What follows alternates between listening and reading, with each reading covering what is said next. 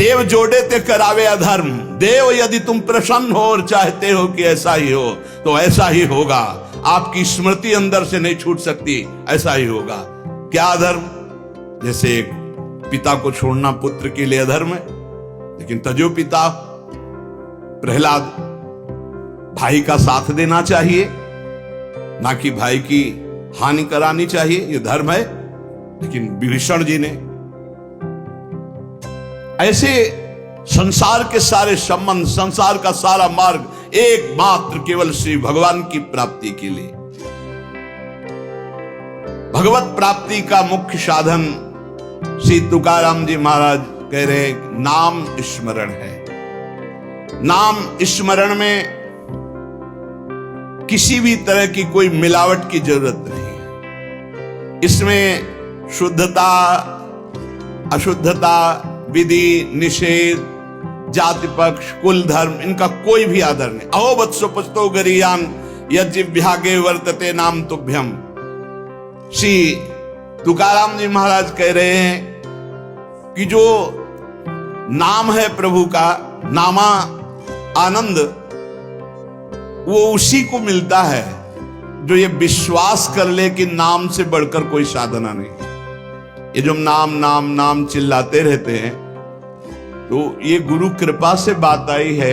ये सब शास्त्रों का स्वाध्याय करके, और कहीं न कहीं ये तो नहीं कह सकते कि विश्व के सारे साधन किए हैं, पर ज्ञान योग जिसे सांख्य योग कहते हैं, थोड़ा अष्टांग योग भी, और अनुष्ठान, गायत्री आदि सत्शास्त्रों का स्वाध्याय, महापुरुषों से मिलन, सबका सार इसी में आया है। बहुत ध्यान से सुनोगे, नाम में बड़ी प्रीति हो जाएगी। तुकाराम जी नाम में डूबे हुए महापुरुष हैं। वो कह रहे हैं कि मुझे जो आनंद मिला है वो नाम से मिला है।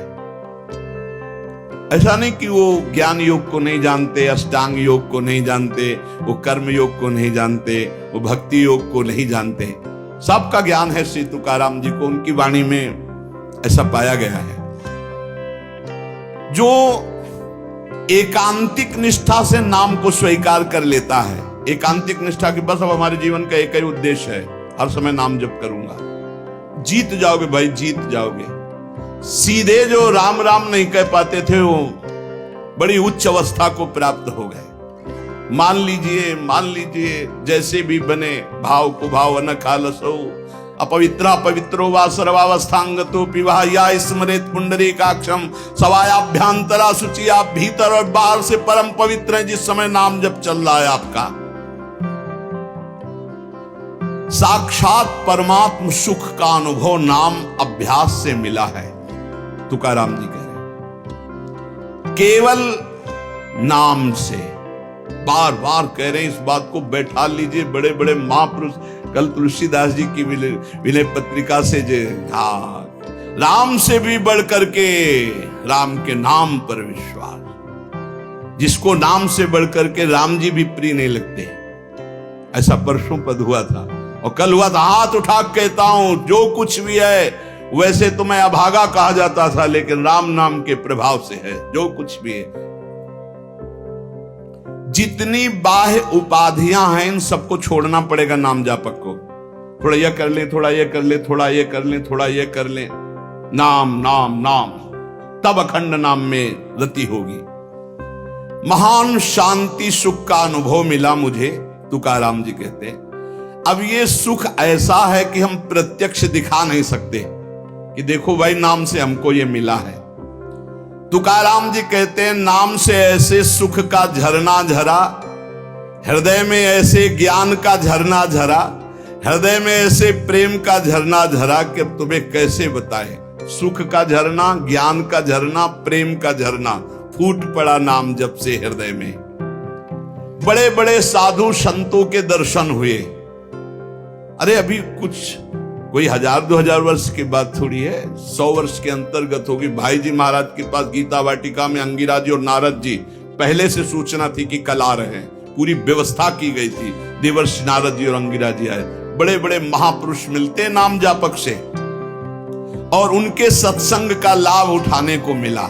श्री तुकाराम जी कह रहे हरि तभी मिलते हैं जब पहले महापुरुष मिल जाते हैं, भगवत प्राप्त महात्मा मिल जाते हैं। देखो, पहले हनुमान जी मिले, फिर राम जी मिले विभीषण जी को। संत समागम, भक्तों के दर्शन, उनके मुख से नाद ब्रह्म, ये जो कीर्तन है, नाद ब्रह्म है। अपूर्व आनंद, अखंड नाम स्मरण, अहरनिश नाम जप, इससे बड़ा चित्त शुद्धि का कोई और साधन नहीं है।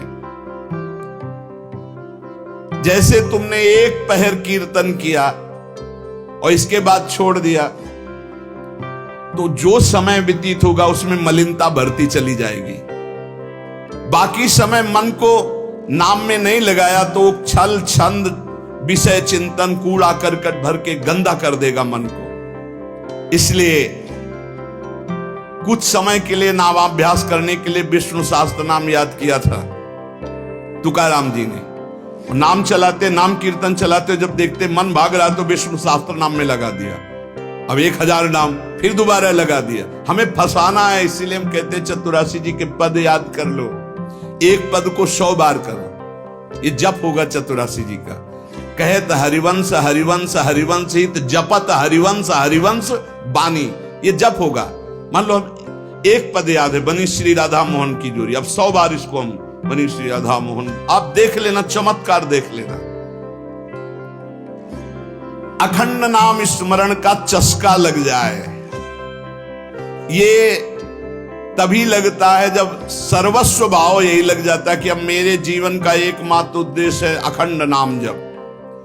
नाम जप का चस्का लगना बड़ा कठिन है। एक बार ये चस्का लग जाए, फिर पल भर के लिए ये नहीं छोड़ता मन, नाम नहीं छोड़ता पल भर के लिए।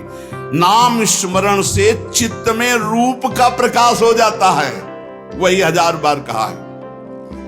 नाम स्मरण से चित्त में रूप का प्रकाश हो जाता है। मुख में नाम जप और चित्त में रूप, क्या सुंदर स्थिति।